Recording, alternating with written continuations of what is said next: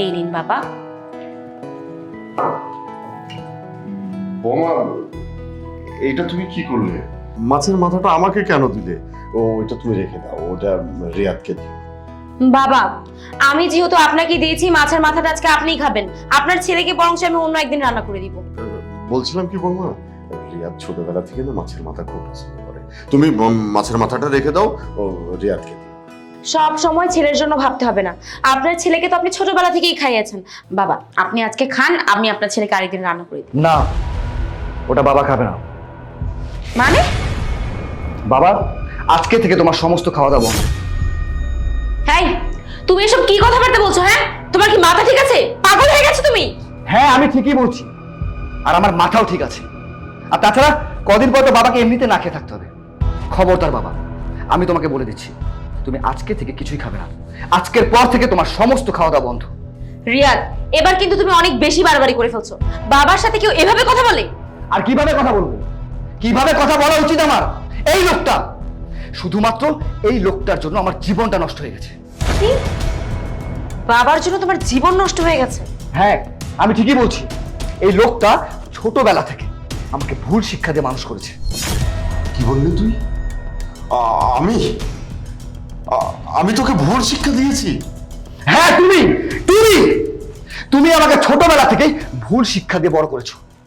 তুমি আমাকে বলেছো সদা সত্য কথা বলতে, সৎ পথে চলতে, হালাল রুজি করতে। তোমার সমস্ত কথাকে আমি মাথা পেতে বরণ করে নিয়েছি। তোমার কোনো কথাতে কখনো আমি একটু শব্দটুকু করি। আজকে তোমার শিক্ষায় শিক্ষিত হয়ে এই সমাজের লোকজন আমাকে অশিক্ষিত চোখে দেখছে।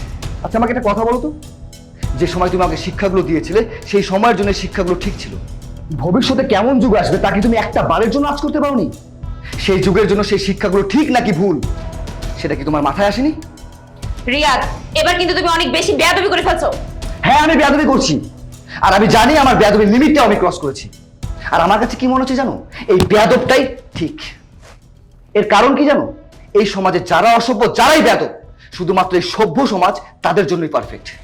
ছোটবেলা থেকে বাবার সকল আদর্শকে আলিঙ্গন করে নিজের চরিত্র স্থাপন করেছি, আর এটার জন্য আমাকে তৃতীয়বারের মতো চাকরিচ্যুত হয়েছে। আর এটার কারণ কি জানো? শুধুমাত্র বাবা।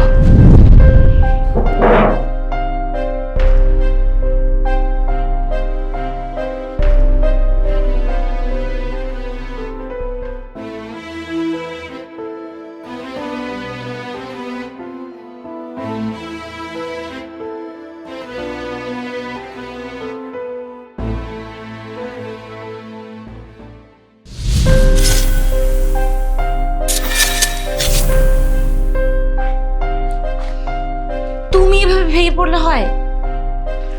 লিসি, আমি কি করবো বলো? আমি কোনো কিছুই বুঝতে পারছি না।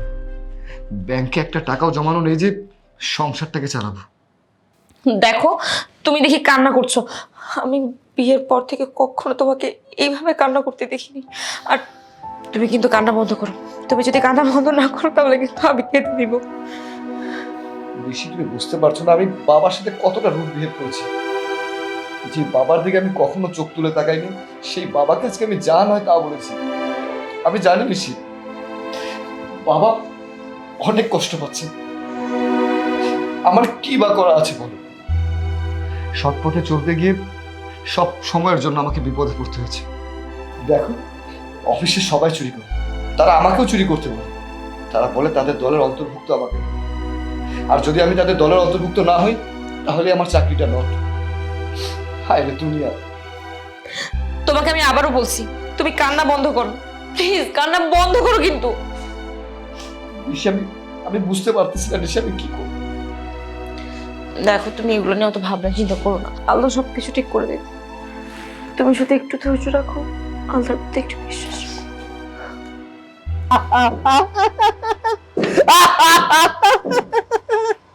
দয়া করে তোর হাসিটা বন্ধ করবি? আচ্ছা ঠিক আছে, বন্ধ করলাম। তোর মুখটা দেখে আমার বড্ড মায়া লাগছে। মুখটা পুরো বাংলার পাস করে রেখেছিস। ঠিক আছে, আমি তাহলে উঠি। এই উঠবি মানে? তোর সাথে তো কথাই হলো না। বস, কফি খা। আসার পর থেকে তুই হেসেই চলেছিস। তোর কি সময় আছে আমার সাথে কথা বলার? এটা 2023 সাল, এই যুগে সত্যের ভাব নেই। সততার চিন্তা মাথা থেকে ঝেড়ে ফেল, বুঝলি? দেখ বন্ধু, এটা আমি একদমই পারবো না। ছোটবেলা থেকে আমি একটা পারিবারিক শিক্ষায় বড় হয়েছি।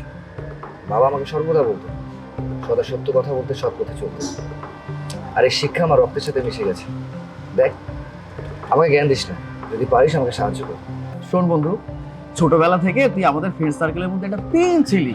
আমরা যখন ছোটবেলায় স্কুলে পড়ালেখা করতাম, কোনো রকম দুষ্টুমি ফাজলামি করলে তুই সরাসরি গিয়ে স্যারকে বলে দিতি। ছোটবেলা থেকে তোর এত নীতির কথা, আর এই যে বয়স যে তোর হয়েছে, এখন পর্যন্ত পাওয়ারি চশমা ব্যবহার করছিস, এত পরিমাণ পড়ালেখা করেছিস।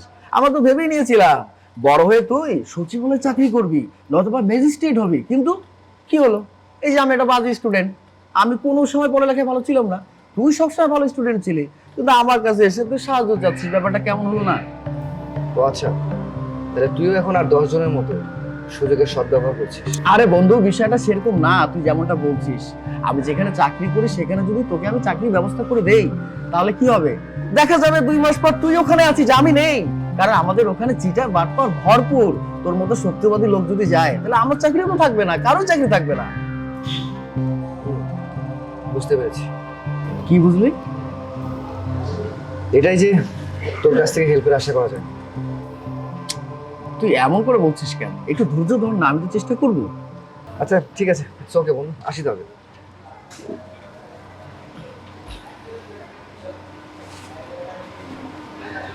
সত্যবাদী জ্যোতিষ্ঠির।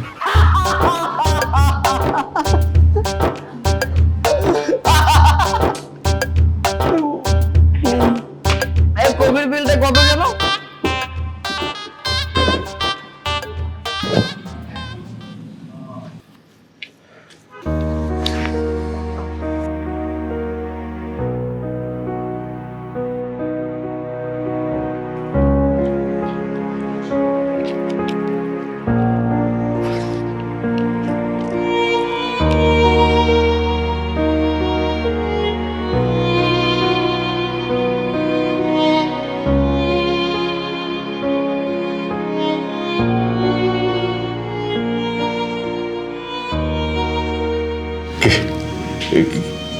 কি ব্যাপার, তোমরা খাচ্ছ না? আমার দিকে এভাবে তাকিয়ে কি দেখছো?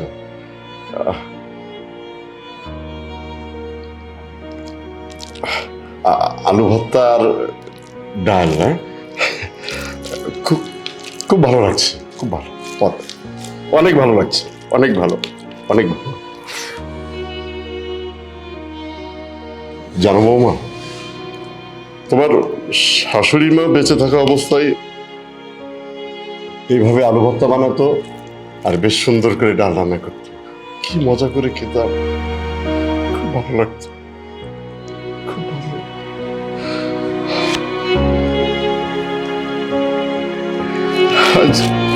আজ অনেকদিন পর কি মনে হচ্ছে জানো বৌমা? অনেকদিন পর মনে হচ্ছে যে তোমার শাশুড়ির হাতের রান্না করা খাবার খাচ্ছি, খুব ভালো লাগছে আমার, খুব।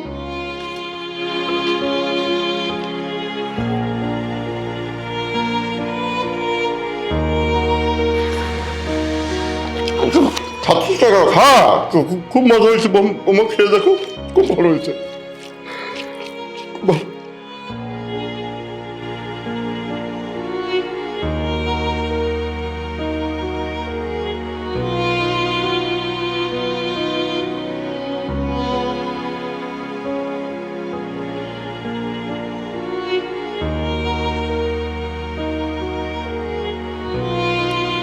কি লিখছো? কি আর লিখবো, চাকরির জন্য দরখাস্ত নিয়েছি। এমন একটা যুগে জন্মিয়েছে যে চাকরি দরখাস্ত সাবমিট করতে গেলেও টাকা দিতে লাগে। চাকরি তো এখন একটা ব্যবসা হয়ে গেছে। আচ্ছা, খেতে বসে বাবার মুখটা দেখেছো? দেখেছি। আলু ভর্তার ভাত যেন গলা দিয়ে নামছিল না। হ্যাঁ, ঠিকই বলেছো। বাবা আমাকে সত্যি কথা বলা শিখিয়ে যে কেমন মিথ্যেগুলো গুছিয়ে বলছে দেখেছো? তা তো তোমার খুশির জন্য। নিশি, আমি কিন্তু সবই বুঝতে পারি। দেখেছো, তোমার সাথে বসে গল্প করতে করতে ভুলে গেছি বাবাকে তো ওষুধটা দিতে হবে, আর আমি সময় মতো ওষুধ না দিলে বাবা একদম ওষুধ খায় না। তুমি বসো, আমি বাবাকে ওষুধটা দিয়ে আসি। বাসায় চাল ডাল প্রায় সবকিছুই শেষ হয়ে গেছে। আসলে না পারতে তো তোমাকে বলি না, মানে কালকে হয়তো আর রান্নাটা করতে পারবো না। ঠিক আছে, বুঝতে পারছি।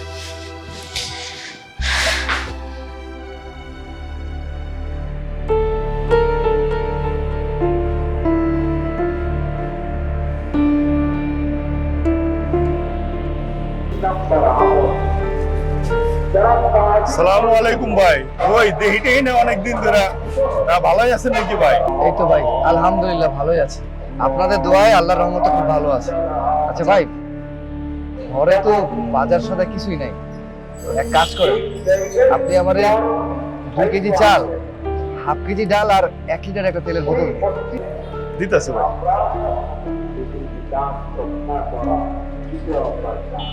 এই যে ভাই। ভাই, আপনাকে একটা কথা বলা অনেক জরুরি ছিল। আসলে হয়েছে কি, এই মাসে আমার চাকরিটা নেই, টাকাটা দিতে হয়তো 2-1 দিন দেরি হবে, তাই কিছু মনে করেন। আরে ভাই, এটা কোনো ব্যাপার হইলো? যখন মন চায় তখন দিয়ে। ভাই শুনেন, এই তেলটা আছে না, মনে হয় ডেট ফেল আছে ভাই। হ্যাঁ, মানে এটা দেখি তো চেক করে। মানে কি ভাই, বুঝলাম না। মানে বুঝেন নাই, চাকরি যখন ছিল আপনার তখনই আমার টাকা দিতে 12টা বাজেছে। তখন তো আল্লাহ দিলে চাকরিটা নাই, তখন তো মিয়া আরো দিবেনই না মিয়া। মানে খাইটা পড়েন ভাই। যান যান, বাকি বুকি দেওয়া হইব না ভাই, যান। ঠিক আছে।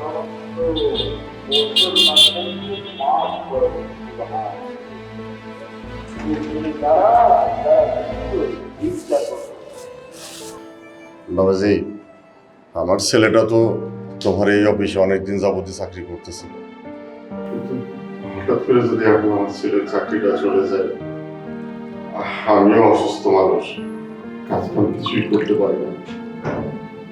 এমন অবস্থায় ছেলের চাকরিটা চলে গেলে আমাদের সংসারের অবস্থাটা খুব খারাপ হয়ে যাবে, খুব খারাপ হয়ে যাবে। দেখুন আঙ্কেল, আমরাও চাই আপনার ছেলে আমাদের অফিসে কাজ করে, কিন্তু আপনার ছেলে তো আমাদের চোখের ভাষাই বোঝে না, সে চলে সব সময় স্রোতের বিপরীতে। বাবাজি, যদি কিছু মনে না করো, একটা কথা বলি। এইসব অসৎ পথের পয়সা বেশি দিন থাকে না, ঠিক যেভাবে আসে ওইভাবেই চলে যায়। সেই সব টাকা পয়সার মধ্যে আল্লাহর রহমত থাকে, বরকত থাকে। সেই টাকা দিয়ে যা কিছু করবে দেখবে সব কিছু ভালো হচ্ছে।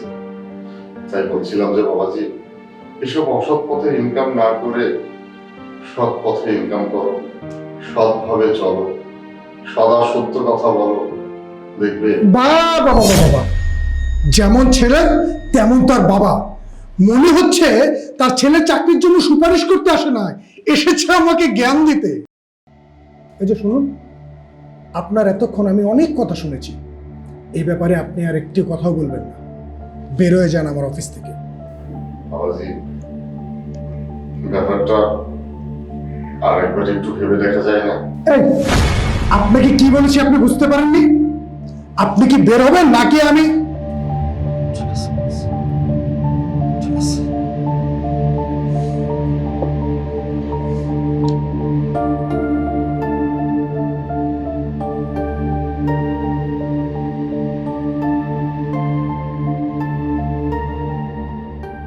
তার মানে তুমি কি বলতে চাইছো? আমি সত্য কথা বলবো না? সত্য কথা? তোমার এই সত্যবাদীদের মূল্য কি এই দুনিয়ার কেউ দেয়? দেখলে তো আজকে কি পরিমাণ একটা দোকানদারের কাছে আমাদের অপমানিত হতে হলো। তোমার কথা বাদই দিলাম, বাবা একজন মুরব্বী মানুষ, তার তো লজ্জায় তার চোখের দিকে তাকানো যাচ্ছিল না পর্যন্ত। কে কি বলে বলুক, তাতে আমার কোনো কিছু যায় আসে না। তোমার যদি যায় নাও আসে, আমাদের যায় আসে। আমরা একটা সমাজে থাকি, এই সমাজের সাথে আমাদের খাপ খাইয়ে চলতে হয়, তাল মিলিয়ে চলতে হয়, আর এটা তোমাকে বুঝতে হবে, শিখতে হবে। তুমি, তার মানে তুমি আমাকে ভুল রাস্তায় নিয়ে যাচ্ছ? ভুল রাস্তায় যেতে হলে যেতে হবে, তারপরে সমাজের সাথে খাপ খাইয়ে চলতে হবে, এভাবে অপমানিত হওয়া যায় না।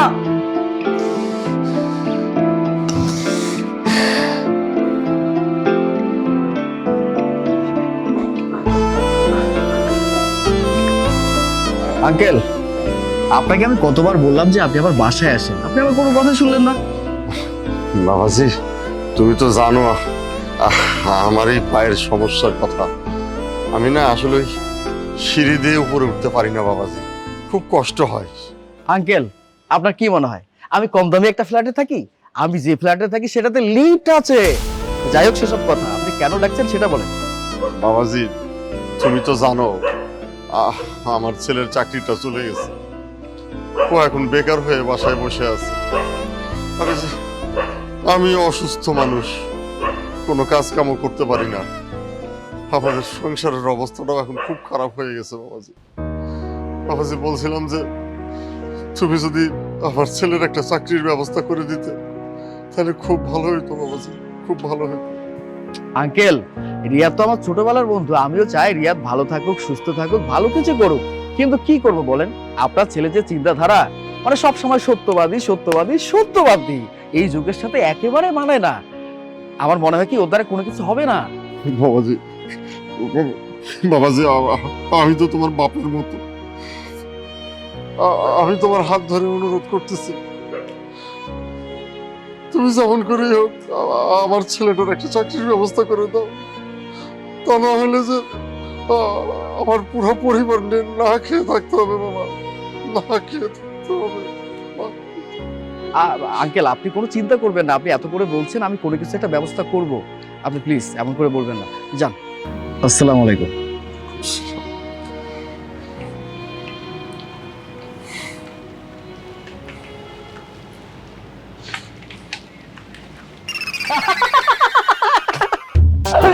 সত্যবাদী জ্যোতিষীর বাপ আছে বাপ।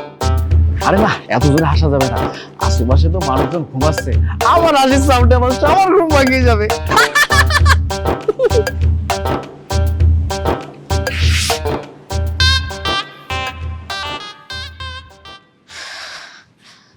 এই নাও পানিটা খাও, আসছি আমি।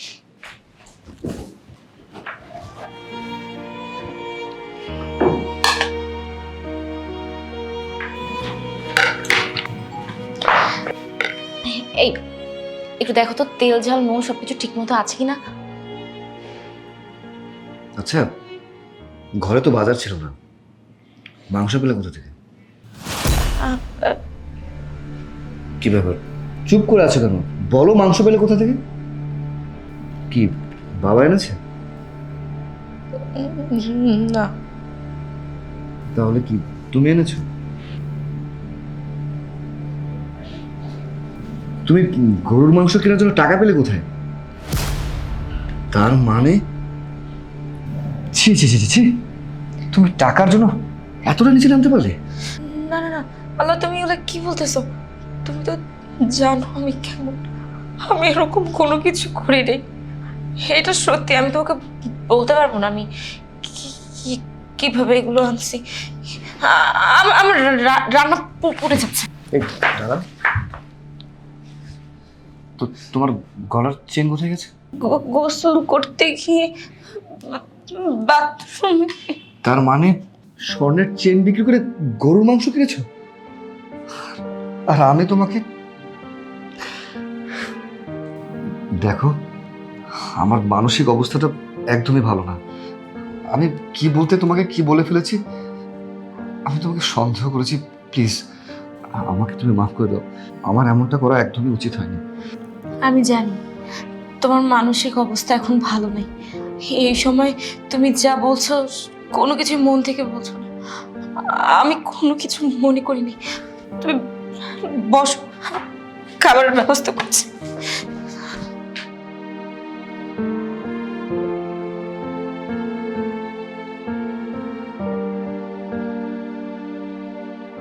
এই যে আছে আমার হাতে, এটা কি? স্যার, বোতল স্যার। বোতল? খালি বোতল? এটা কি জানেন, এটা হচ্ছে একটা মানুষের জীবন। আর আমার এই হাতে কি? আপনার ওই হাতে তো কিছুই নেই স্যার। হ্যাঁ, ধরে নিন এটা একটা পানির পাত্র, আর এটা হচ্ছে একটা ব্যাগ, এটা ভর্তি আছে টাকা। এখন এখান থেকে আমি একটু এখানে ঢেলে দিলাম, তাহলে কি হলো? কি হলো স্যার? শূন্য জীবনে একটু টাকা আসে। আরো যদি ঢেলে দেয় কি হবে? আরো টাকা আসলো স্যার। আরো টাকা আসলো। এভাবে টাকা দিয়ে শূন্য জীবনটা ভর্তি করতে হয়। এটা যদি টাকা দিয়ে ভর্তি হয় তাহলে মানুষের জীবনটা সুন্দর হবে। আর সেই টাকা সৎ পথে আসলো নাকি অসৎ পথে আসলো সেটা তো দেখার বিষয় না। স্যার আসলে আমি আপনার কথার আগামাথা কোনো কিছুই বুঝতে পারছি না। আপনি যে বুঝতে পারবেন না সেটা আমি আগেই জানতাম। শুনুন রিয়াজ সাহেব, অনেকদিন তো একসাথে চাকরি করছি, আপনার সাথে একটা সুসম্পর্ক আছে, তাই ভেবেছিলাম আপনাকে বলে দেখি কি হয়। আপনি আমাদের লাইনে চলে আসুন, জীবনটা সুন্দর হবে। সরি স্যার, আমি কাজটা কখনোই করতে পারবো না, আর আমি আপনাদের দলে কখনো অন্তর্ভুক্ত হতে পারবো না। ঠিক আছে, আপনাকে বললাম, মানবেন কি মানবেন না সেটা একান্তই আপনার ব্যাপার। এক সময় দেখবেন কি জানেন, আমরা এক সময় এই টাকা ইনকাম করে করে এই অফিসের মালিক হয়ে গেছি, আর আপনি যেখানে ছিলেন সেখানেই থাকবেন। ঠিক আছে স্যার, তাহলে দেখি আপনি জীবনে কতগুলো কোম্পানির মালিক হন। আসছি স্যার। ঠিক আছে, চলে গেল। তোমার মতো কত রিয়াদ আসবে যাবে। হ্যাঁ।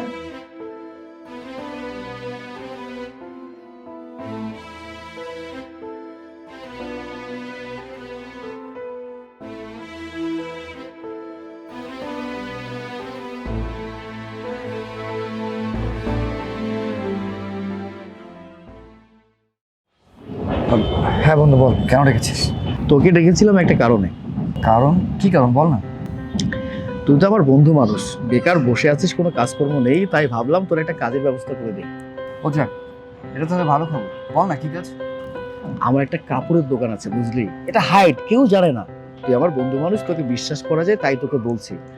একটা ছেলে রেখেছিলাম, 8,000 টাকা বেতন দিতাম। ছেলেটা চুরি করতো বুঝলি। তুই যদি আমার দোকানটা দেখাশোনা করিস তাহলে তোকে আমি 10,000 টাকা বেতন দেবো।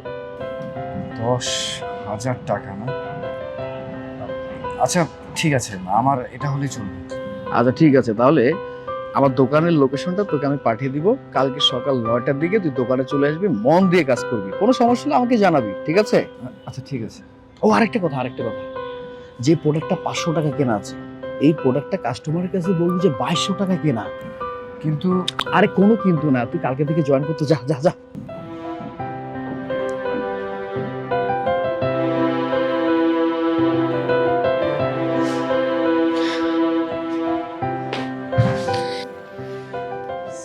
বাবা, এরকম করলে চলে বলুন?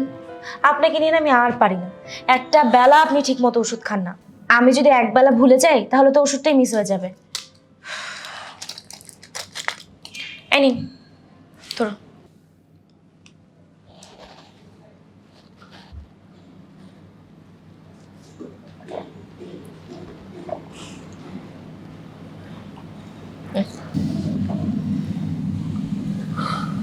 বাবা, আপনাকে দেখে মনে হচ্ছে আপনি কোনো বিষয় নিয়ে চিন্তিত।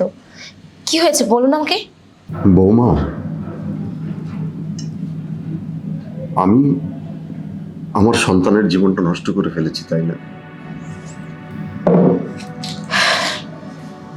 বাবা, শুধু শুধু এইসব ব্যাপার নিয়ে নিজেকে দোষারোপ করবেন না। ভাগ্যে যা আছে তাই হবে। আর আল্লাহ যেহেতু এরকম কোনো কিছু করেছেন, নিশ্চয়ই কোনো পূর্ব পরিকল্পনা করেই করেছেন। আর আমরা তো সবাই জানি আল্লাহ যা করে মঙ্গলের জন্যই করে। তাহলে আপনি কেন এত কিছু ভাবছেন বলেন তো? সমস্যা যেহেতু হয়েছে, সমাধানও আছে। একটু ধৈর্য ধরুন। আমাদের উচিত এই সময়টা এখন ধৈর্য ধরে মোকাবেলা করা। সবাই একসাথে ধৈর্য ধরে মোকাবেলা করলে এই সিচুয়েশনটা থেকে আমরা রক্ষা পাবো। আপনি এমনি এমনি চিন্তা করবেন। আমার এখন কি মনে হচ্ছে জানো বৌমা? আমার এখন মনে হচ্ছে আমার ছেলেকে সৎ হতে বলাটা, সবসময় সদা সত্য কথা বলা, হালাল পথে রুজি করার কথাগুলো মনে হয় আমার শিক্ষা দেওয়াটা একদম উচিত হয়। আচ্ছা বৌমা, তোমাদের সন্তান হওয়ার পর কি তোমরা তোমার সন্তানকে চুরি করা শেখাবে?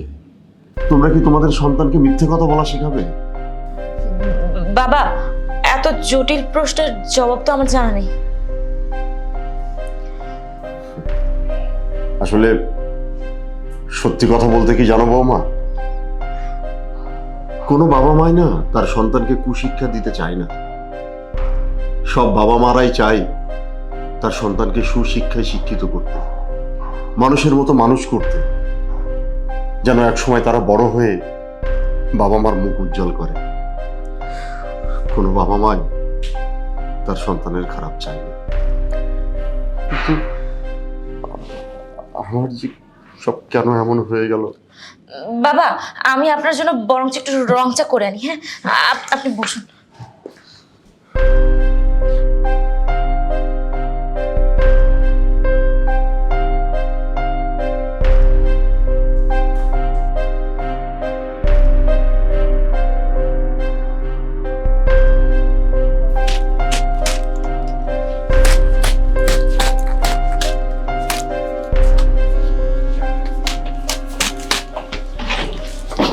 ভাই এই শার্টটা দেখেন। কোন শার্টটা ভাই? এই যে উপরেরটা। এটা? হ্যাঁ। জি ভাই, দেখুন। দাম কত? ভাই এটা দাম পড়বে 1200 টাকা। এটা তো ভালো ব্র্যান্ড না, ডেনিমের প্যান্ট নাই? না ভাইয়া, ওই ব্র্যান্ডের প্যান্ট আমাদের কাছে নেই।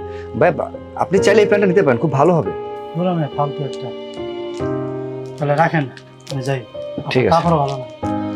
2 3 4 5 6। ভাইয়া ওই উপর থেকে ওই দুইটা শার্ট দেখি। কোনটা ভাই? এটা? এটা? হ্যাঁ, উপরের দুটো। ঠিক আছে ভাই, দেখুন।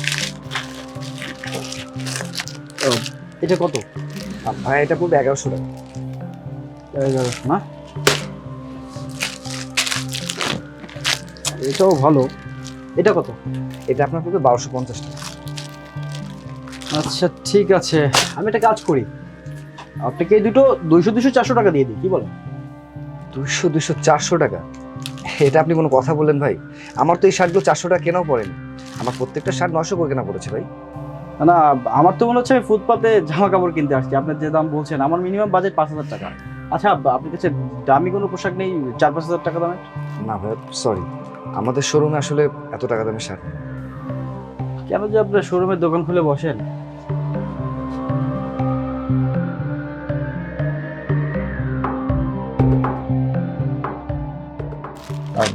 আসলে ভাই এটা শার্টটা পড়বে হচ্ছে 1200, এটা পড়বে 1100, আর বাকি দুইটা হচ্ছে ভাই। ধর্মী আপনার তো কথাই হয় না। আরে ভাই শুনেন না, বলতেছি তো ভাই।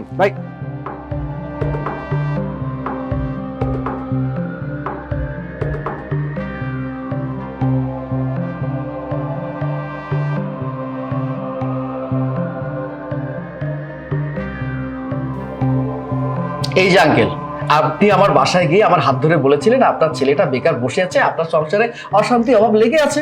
আমি আপনার কথা রাখলাম, আপনার ছেলেকে আমার দোকানের দায়িত্বটা দিলাম। আমার প্রতিদিন দোকানে বিক্রি হতো 20 থেকে 30 হাজার টাকা। আপনার ছেলে জয়েন করার পরে প্রতি মাসে বিক্রি হচ্ছে 10 থেকে 12 হাজার টাকা। আর সর্বনাশের বিষয় হচ্ছে কি জানেন, আমার যে একটা প্রোডাক্টের দাম 500 টাকা পাইকারি কেনা আছে, সেই 70 টাকা কাস্টমার কিছু বলে দেয় যে এটা 500 টাকা কেনা। তাহলে আপনি বলেন, 500 টাকার যেই মালটা আমি কিনেছি সেটা কি আমি 500 টাকা বিক্রি করলে আমার লাভ থাকবে? কোনো লাভ থাকবে না। আমার ব্যবসাটা লাটে উঠে দিয়েছে। এ কেমন ছেলে বলুন তো? আপনি আমাকে একটা কথা বলেছেন, সেই কথাটা আমি রেখেছি, ভালোবেসে একটা কাজ দিয়েছি, আমার বন্ধু মানুষ, কিন্তু ও কোনো দায়িত্ব পালন করলো না। এখন ভাবছি ওকে আমার দোকানে রাখা যাবে না। ওকে যদি আমার দোকানে রাখি তাহলে আপনাদের পরিবারের মতো আমার পরিবারের অবস্থা হবে, আমি দেউলিয়া হয়ে যাব। সত্যবাদী জ্যোতিষীর পরিবার, ভালো থাকবেন। আসসালামু আলাইকুম।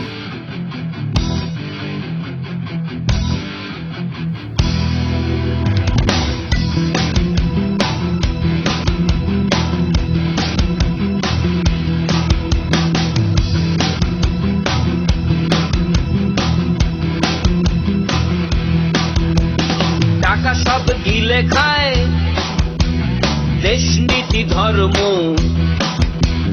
সবাই ভুলে থাকে, কার কি যে কর্ম। মুখে সব সাধু সাজে, অন্তরে জোচ্চোর, বাইরে মানুষ ভাবি, কাছে গেলে খচ্চর। এক ঘাটে জল খায় যোগী ভোগী বাটে পার, দিন শেষে টাকা সব টাকাটাই দরকার। এক ঘাটে জল খায় যোগী ভোগী বাটে পার, দিন শেষে টাকা সব টাকাটাই দরকার। হ্যাঁ দোস্ত, হ্যাঁ আমি একটু বাজারে যাইতাছি, ঠিক আছে? হ্যাঁ আচ্ছা রাখ, ফোনটা রাখতো। হ্যাঁ মামা, একটা মরিচ দিন তো। দিচ্ছি ভাই। দোস্ত রাখ, একটু করে ফোন দিতেছি।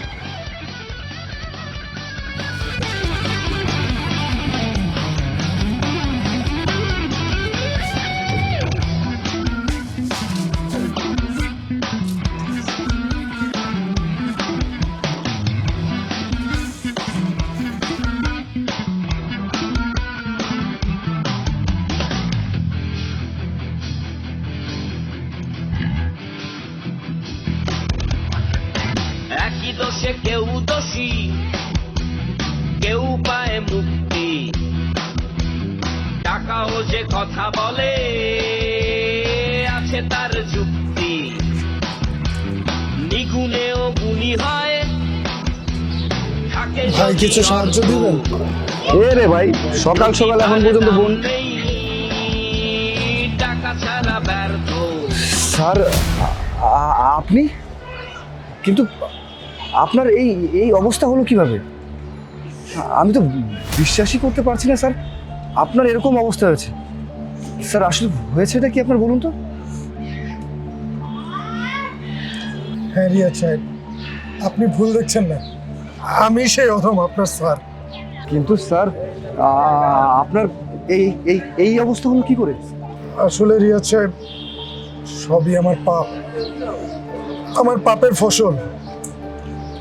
আমি অনেককেই তুচ্ছ কারণে জেনে না বুঝে অফিস থেকে বের করে দিয়েছি।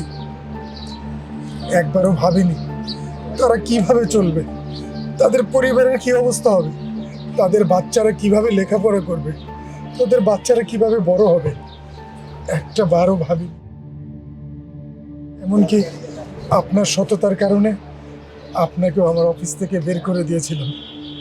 এত ঘটনা চোখের সামনে ঘটছিল, আমি একসময় রাস্তায় আনমনা হয়ে হাঁটছিলাম, তারপর হঠাৎ একটা গাড়ি এসে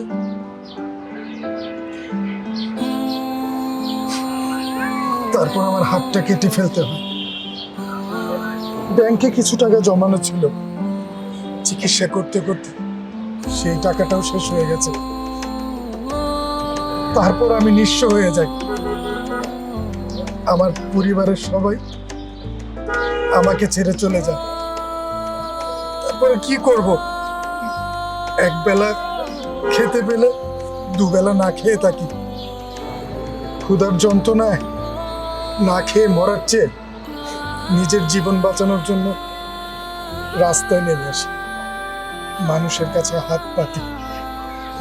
স্যার আমি আপনাকে কতবার বলেছিলাম স্যার, সদা সত্য কথা বলতে সৎ পথে চলতে, কিন্তু আপনারা আমার কোনো কথা কখনো শুনেন না।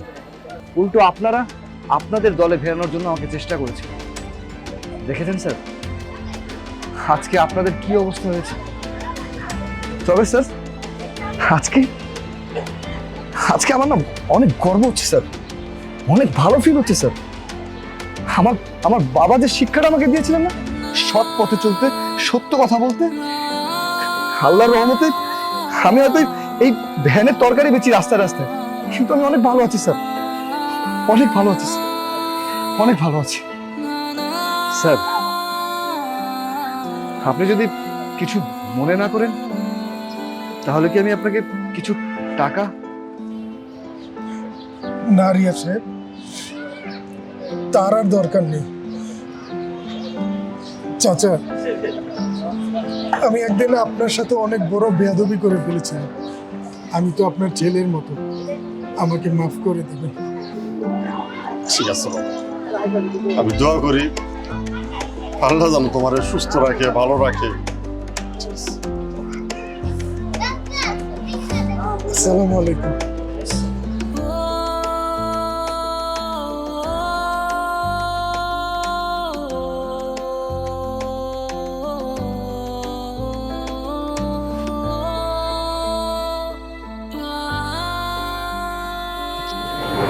যা বাজান, দুপুর পার হয়ে যাইতেছে, যা দুপুরে খাওয়াটা খাই আই। আচ্ছা বাজান, তাহলে তুমি দেখো দোকানটা। আচ্ছা ঠিক আছে বাজান, শোন, খাওয়ার পরে তারা ওরা করে আসার দরকার নাই, 2-1 ঘন্টা পরে আইস। আমি আসি, যা। আচ্ছা বাবা।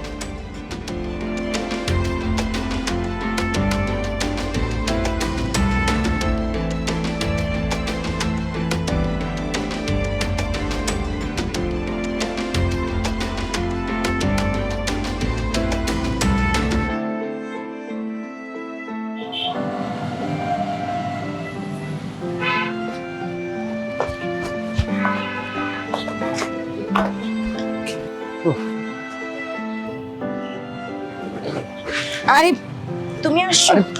তুমি এই অবস্থায় দাঁড়াচ্ছ কেন? আমি ঠিক আছি। আচ্ছা তুমি হাত মুখ ধো, আমি তোমার খাবার দিতেছি। আচ্ছা ঠিক আছে। এই যে এই খামটা না একজন দিয়ে গেল। কিসের খাম এটা?